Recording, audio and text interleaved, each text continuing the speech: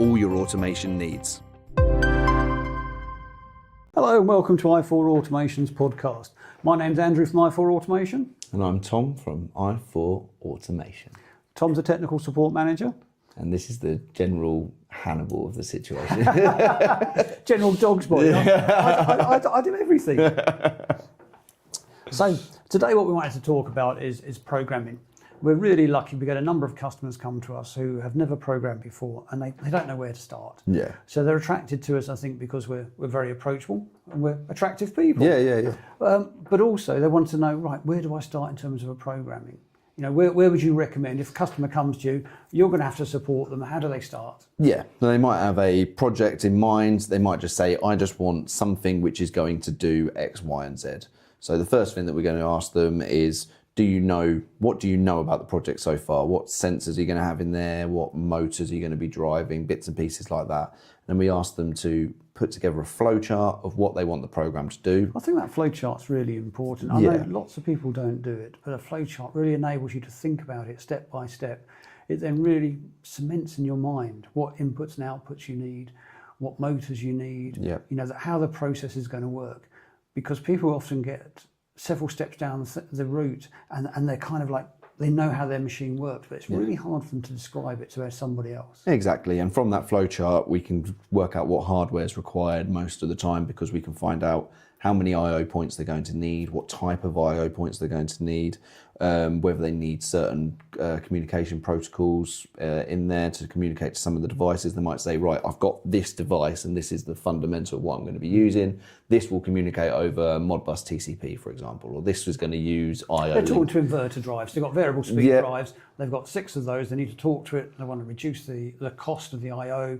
So we'll do that on Modbus. And you can get a bit blinded by the amount of choice available to you, because with the PLCs and especially with the Unitronics stuff, everything's built in and you can have a lot of options available to you. But by doing that flowchart, it kind of focuses you in on what actually you want to achieve with the program. And you can determine how much detail you put in there. You can have a very broad one and then you can start digging down and putting more detail as you go along. Yeah, exactly that.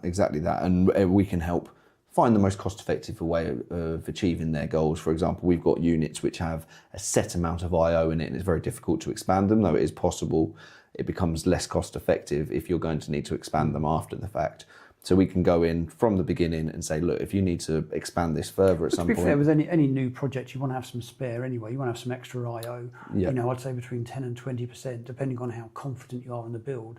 It might go down, but often you end up adding more sensors and more safeguards, you know, more information. If you operate an actuator, a cylinder, you want to know, okay, if I've operated it after a certain amount of time, if I don't get a signal, therefore something's gone wrong. And if it's a critical application, you need to know, okay, you might not need to know when it is fully extended, but you might want to know that it hasn't fully extended, if that makes sense. So you can build some logic in there. And you might already have a controller built into your system that you effectively want to replicate. So then you need to go in, create a flowchart of what it's currently doing, and you might want to add a touchscreen onto the system, or you might want to add remote connectivity, data logging, stuff like that. That Unitronics recipes. So you've got different product. One day you're doing white bread and you're using those ingredients. Another day you're doing brown bread with different ingredients. And these are all things that the Unitronics system is really versatile. And really, it can be applied to all of that. And you just need to be able to get in your mind exactly what. So by a simple flowchart, what we're talking about, you've got some decision boxes that basically you say yes, no, or you're waiting for an input and you're going to pause it. That's ideal. And then you're just going to go through very simply and say, right, you know, lots of annotation, lots of notes and lots of scribbles, a big piece of paper, I imagine. Yeah, well, normally it would come through, it'll be a document and it will just have, like you say, these decision boxes to say, has this happened? Yes, move on to the next process. Has this not happened? No, okay, right, go back round, do another check on that piece of I/O, make sure that that circuit is correct before moving on to the next stage of the PLC program, and then keep on moving forwards like that until you get to the end result. It's such an open-ended question, to be fair, because these PLCs are capable of doing anything really. But yeah, you've got these options in there, and it's one of those things that we can help. We can discuss your project out with you, make sure that you're aware of what's possible. Sometimes it's even the fact of just discussing what you're doing with somebody else helps you cement in your mind, the actual sequence of events. I absolutely love it as well. When a customer comes to me and we want to discuss their project, they're so enthusiastic. I know. I I absolutely love it. So feel free to give us a call anytime just to discuss your project, because I love just talking it over with people. It really is good fun to just try and get an idea of what they want to achieve. And I know for a fact we're pretty much always going to have the hardware that they need to do it. There's a couple of protocols that we might not be able to support, but we can find a way around that. There's other things that we just don't know enough about, other products that are going to be connected, of course. And people come to us and say, right, I want to connect a 24-volt DC motor, and think, oh, well, where do you start? Yeah, exactly. That's not part of our portfolio. Yeah. We can do inverter, variable speed drives, we can do servo motors. Yeah. But, in terms of like a 24-volt DC motor as an example, or thermocouples, we don't supply thermocouples. I know people who do, but, it's one of those things in terms of giving people advice on that, we can't. Yeah. But once you've decided on the thermocouple, as an example, the temperature range, the type of material you want to use. And normally somebody understands their process. They really understand what they're trying to control and what they're trying to make. Yeah. They are so well positioned to do that.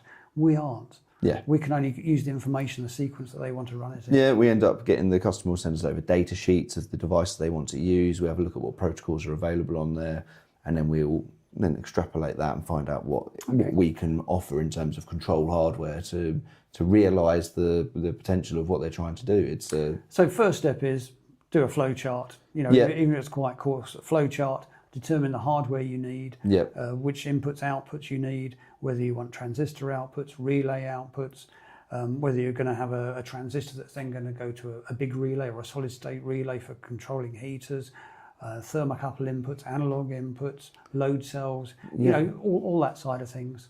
The size of the screen you need is almost like a peripheral. You can decide that later depending on your budget. Well, it comes down to the price.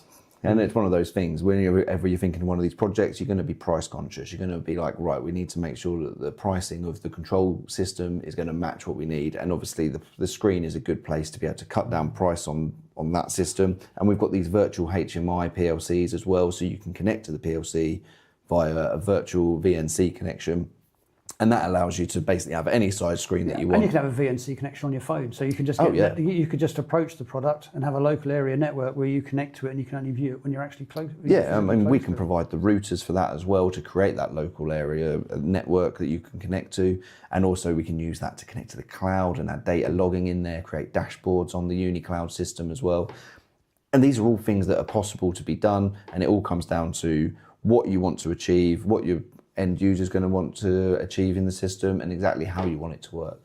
Okay, so once you've done the flowchart, what's the next part? What's the next step? So once you've got a flowchart, we've got the I/O count that goes with that, and from there we can work out exactly what the hardware is that needs to be used. We can work out how expandable the system needs to be, whether there's VFD drives on there, what type of sensors, what kind of protocols are being used. Once we've got all of that information, it's going to come down to programming the PLC itself. So we offer a 2-day training course on VisiLogic and Unilogic. Free of charge to new customers. Yeah, exactly. And we're really happy to teach people how the system works, allow them to give them the tools to build up the system that they want to be able to build up. And to be fair, that the first day training is very focused on some basics. The second day is more flexible upon the people who are actually coming on the training. So then we change the training to really meet their requirements. Yeah. There's no point covering CAN bus if no one on the course is using CAN bus. Yeah, exactly. But if they are using Ethernet I/O, for example, then that's worth covering. If they want to go into a bit more depth about using analogues and linearization, etc., let's spend a bit more time on that. So the courses are flexible. The courses are here in our office in St Neots, so it does involve a bit of training. We haven't done it online. We are looking at options for doing that. Yeah. But our objective is really to get people empowered to be able to program the PLCs themselves and be self-sufficient. Yeah, we do bits of programming and stuff like that here as well, but the main thing is it's always easier for us to show you how the PLC works than for you to show us how your whole system works. There's a fable about that, isn't it, about teaching a man to fish? Yes, exactly, yeah. And if you don't know what that is, I'll let you look that up for yourself. Okay, so you've done the program, and I have to say, one of our customers was saying the other day, and it sounded like such an obvious fact, and he was saying to us, well, why don't you just index a register? Yeah. Increment it by account every time you achieve one of those steps within that program. Yeah. So you've got your flowchart, and if you increment a counter every time you satisfy a step, you will then see exactly where you are in the program at any one time, because you'll have a number in a register. You can display that number on the screen. You can have it tucked away and hidden, or you could, if you're testing it, you can increment it to a certain point and then start from there. So it's like, what a great idea. That seems so obvious. I have done that very much on a robotic application, because this arm had to move to certain stations before it do certain things. So it'd go up, down in one position, up, down in another position, and up, down in a third position. So that seemed obvious, and I had a little incremental counter with an LED back in the day. I go again on nostalgia lane. 7-segment display and 2 digits, and it would show you, so I'd know exactly where it was.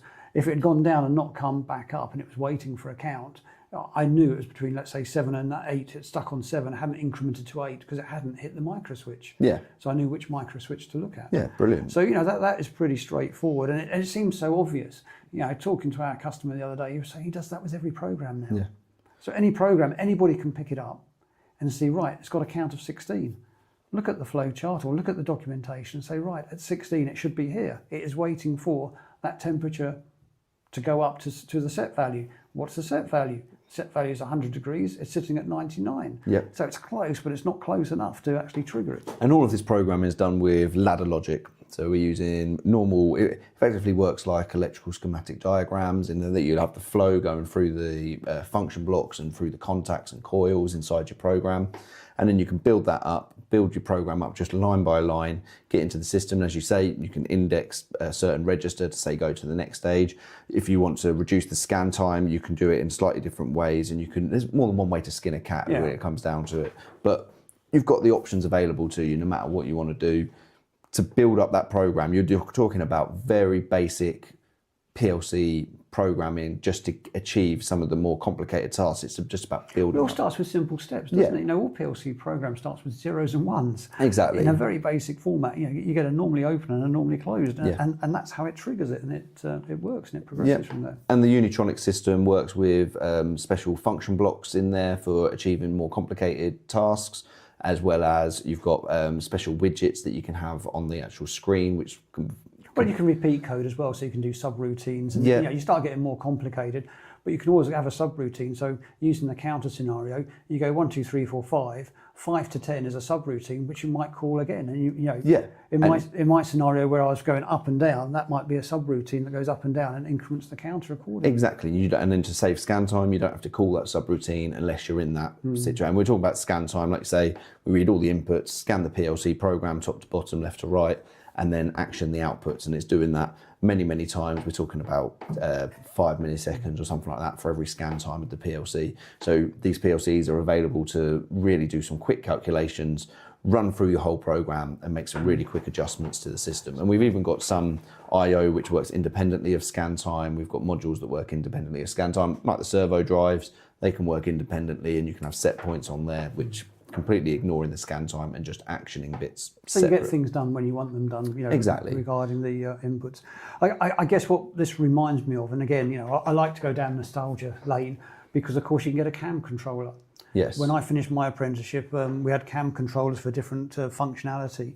And although we haven't got a cam controller, I think, built in on the Vision products. On the Vision products we do, yeah. There's a user-defined function block in the examples of Unilogic as well to achieve the same results, but you can build one. So a cam controller basically was a cam that went round and it had micro switches, so depending on how that was rotating, and that'd be a motor driven, different switches and different inputs and outputs would come on. Yeah. I guess in many ways it's like an early form of PLC. You'd have different outputs. I guess it depends what punch card you put in there, would it? It didn't have a punch card. No. I'm just trying to think how it was driven. I can't remember now.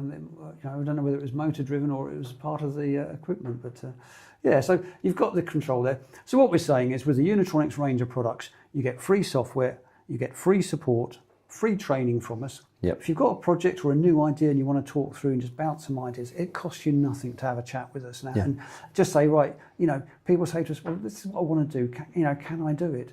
And they might have some criteria and some must-haves, and we can go from that, and then we can decide, right, how else can we do that? And, our advice is free. I think we must be mad, it must be crazy. But we're not just selling the boxes of this equipment. We know this equipment inside and out. That's the main thing. And we build relationships with our customers. They become friends. They become part of the family, really, where we're working with them and trying to help them get a good solution, because if they're successful, we're successful. Yeah. It sounds really corny, but exactly. that is the truth of the matter. Yeah, we're the 12th man on the team, for sure. Right, so like and subscribe. Like and subscribe. If you need more information, feel free to contact us. As we say, this is just a brief chat today about programming and how to start a project. Yeah, please get in touch, let us know, and we'll tell you how we can help you. Like and subscribe. Cheers. He doubled me. He doubled me. For all your automation needs.